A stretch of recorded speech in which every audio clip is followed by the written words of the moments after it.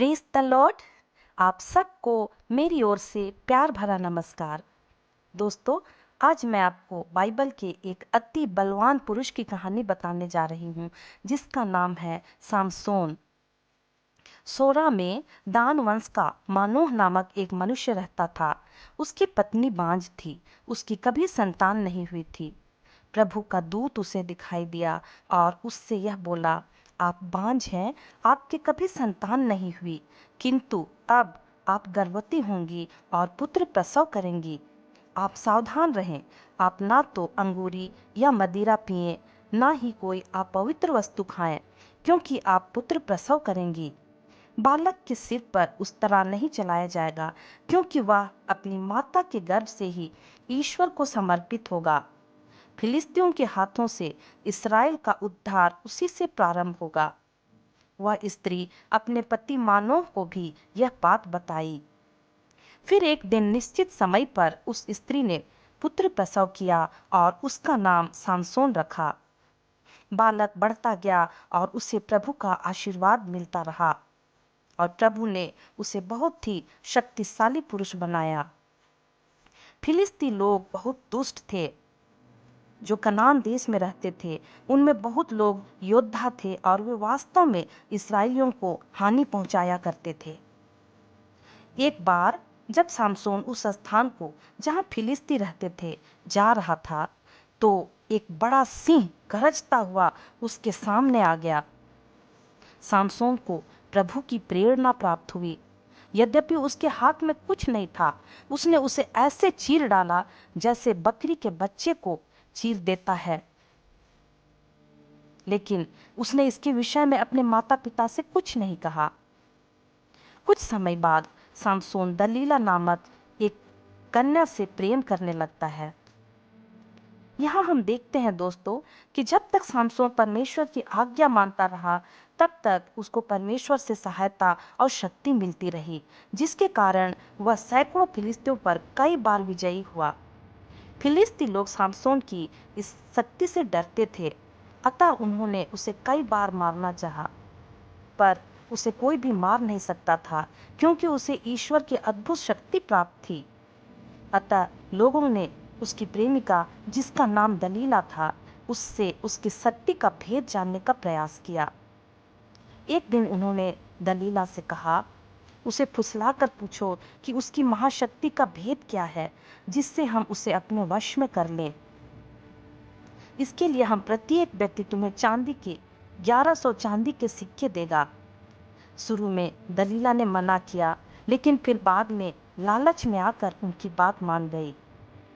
यहाँ पर हम देखते हैं दोस्तों कि किस तरह से शैतान विश्वस्त लोगों को फुसलाकर परमेश्वर के लोगों को हानि पहुंचाता है, जैसे दलीला के जरिए सामसोन के जीवन में काम किया। तो दोस्तों, जब हम परमेश्वर के विरुद्ध काम करने लगते हैं, तो परमेश्वर का आत्मा हम में बना नहीं रहता है। फिर एक दिन जब सामसोन दलीला के पास आया, तो दलीला ने उससे पूछा कि मुझे बताओ, तुम्हारी इस महाशक्ति का भेद क्या है? तुम कैसे बांध कर अधीन किए जा सकते हो?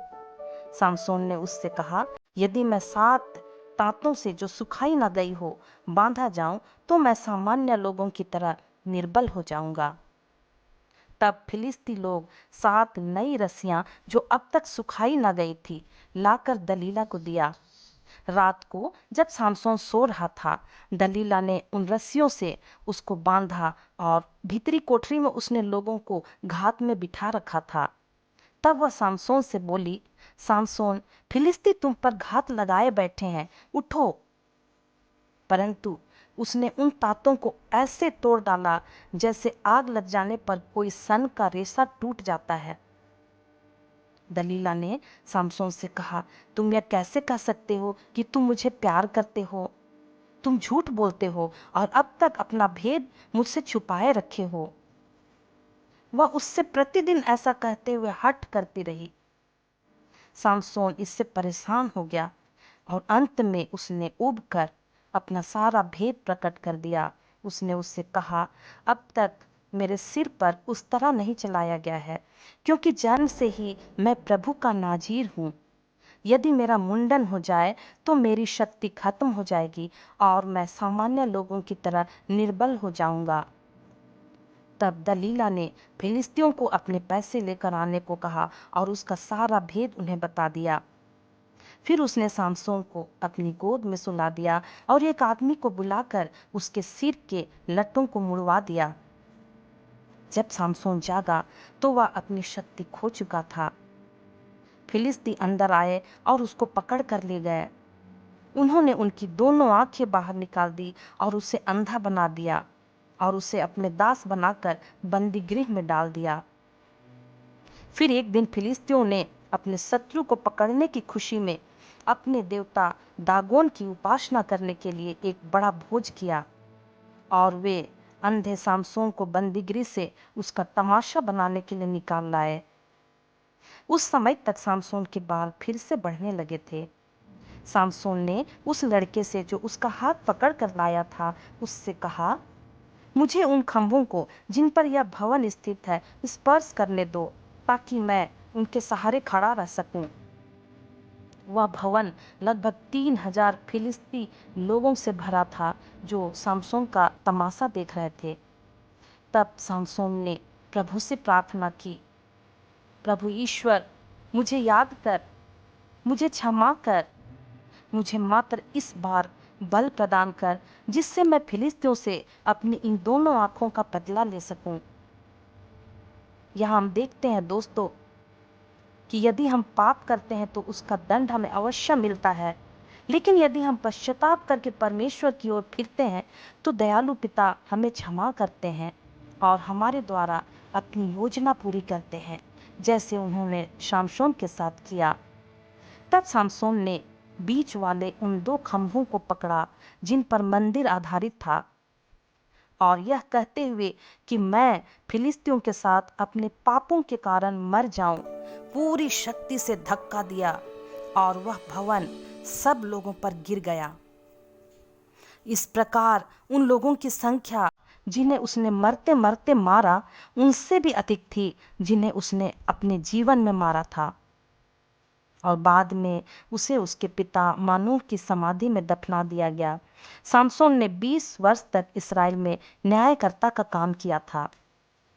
दोस्तों, सामसोन परमेश्वर का एक चुना हुआ व्यक्ति था, लेकिन फिर भी दलीला के कारण वह पाप में गिर जाता है, परंतु प्रार्थना में वह अंत तक बना रहा और प्रभु की शक्ति को फिर से प्राप्त कर सका।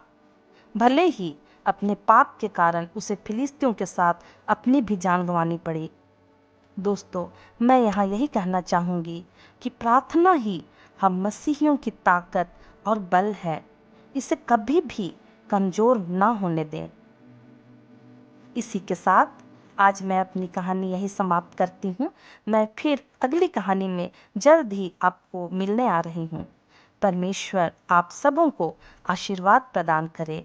आमीन। Praise the Lord.